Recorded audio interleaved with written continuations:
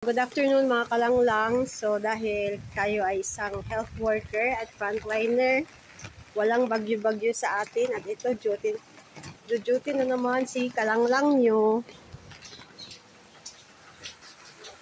Kahit maulan, medyo mahangin na rin siya. Hindi gaya nung kanina, nung kagigising ko lang, nag-grocery kami. Medyo wala pa siyang hangin.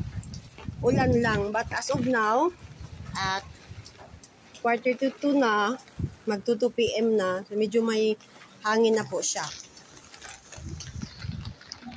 Ayan po.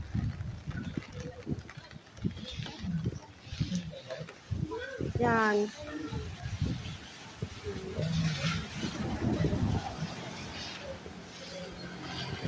Hangin na po siya.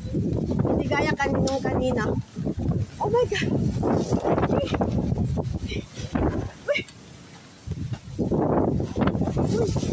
Umpisa na talaga yung hangin po kanina. Wala pa. Ngayon, hangin na talaga siya.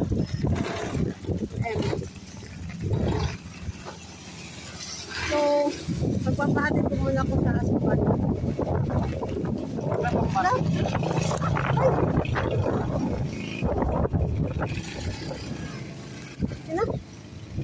Kina ito, bahala na ito.